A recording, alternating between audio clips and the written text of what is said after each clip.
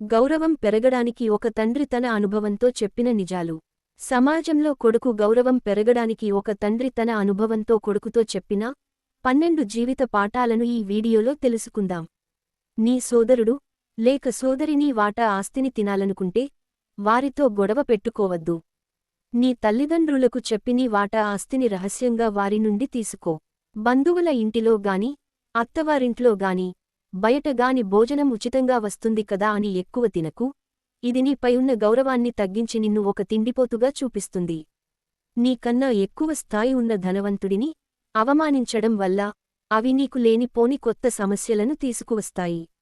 డబ్బుపై అత్యాశ మరియు పనికిమాలిన ఖర్చులు ఒక సాధారణ కుటుంబాన్ని రోడ్డుపైకి తేగలవు. మీరు గుర్రం వెనుక మరియు డబ్బు ఉన్న వ్యక్తి ముందు ఎప్పుడూ నడవకూడదు. ఎందుకంటే వారు మిమ్మల్ని ఎప్పుడైనా తన్నవచ్చు. ₹1,00,000 ఖర్చు చేసినా నీ ఇంట్లో వేడుకకు నీ సోదరి రాలేదు అంటే అది నీకు గౌరవాన్ని తెచ్చిపెట్టదు. సోదరి ఏడుపు మంచిది కాదు. కాబట్టి సోదరి మరియు వారి పిల్లలను గౌరవంగా ఇంటికి ఆహ్వానించాలి. పెళ్లికి ముందు ఒక స్త్రీ చినిగిన బట్టలు వేసుకుంటే తల్లిదండ్రులు పేదవారు అని అనుకునే సమాజం. పెళ్లి తర్వాత స్త్రీ చినిగిన చీర కట్టుకుంటే భర్త అసమర్థుడు దేనికి పనికిరాని వాడిగా అనుకుంటుంది. కాబట్టి భార్య పిల్లల బట్టల విషయంలో పిపివారితనం పనికిరాదు. బంధువులు స్నేహితులు ఒక నిర్దిష్ట వయస్సు తర్వాత సంపాదన గురించి అడగడం ప్రారంభిస్తారు. చదువు గురించి కాదు, చదువు కన్నా సంపాదన ముఖ్యం. దీన్ని గుర్తుంచుకోండి. ఒక్క దెబ్బకు సంపద, ఒక్క రోగంతో అందం, ఒక్క పొరపాటుతో గౌరవం నశిస్తాయి. కాబట్టి ఈ మూడింటినీ చూసి ఎప్పుడు గర్వపడకూడదు. ఇవి కాలంతో పాటు పరిస్థితులను ఏ స్థితికి తీసుకువెళ్తాయో చెప్పలేం. పెళ్లి తర్వాత నువ్వు ఆకలితో పస్తులు ఉన్నా పర్లేదు, కాని నిన్ను నమ్ముకున్న భార్యను పిల్లలను పస్తులు ఉంచవద్దు.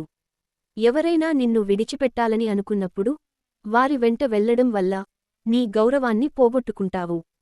జీవితాన్ని చీకటిలో గడిపిన వాడికి మాత్రమే కాంతి విలువ తెలుస్తుంది.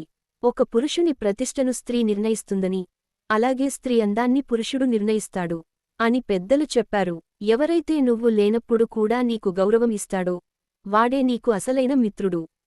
ఇతరుల జీవితాన్ని కష్టతరం చేసే వారు అంత సులభంగా చనిపోరు. అలాంటి వారికి తమ విజయంతో వారి జీవితాన్ని బ్రతికుండగానే నరకం చేయాలి. జీవితంలో తప్పులు జరుగుతూనే ఉంటాయి, కాని ఉద్దేశాలు తప్పు కాకూడదు. ఫ్రెండ్స్, ఈ వీడియో గనుక మీకు నచ్చినట్లయితే ప్లీజ్ లైక్ చేసి మీ ఫ్రెండ్స్కి షేర్ చెయ్యండి. అలాగే మా కొత్త వీడియోస్ మీకు వెంటనే చేరాలంటే మన ఛానల్ని సబ్స్క్రైబ్ చేసుకొని పక్కనే ఉన్నటువంటి బెల్ ఐకాన్ని ప్రెస్ చెయ్యండి. ధన్యవాదములు.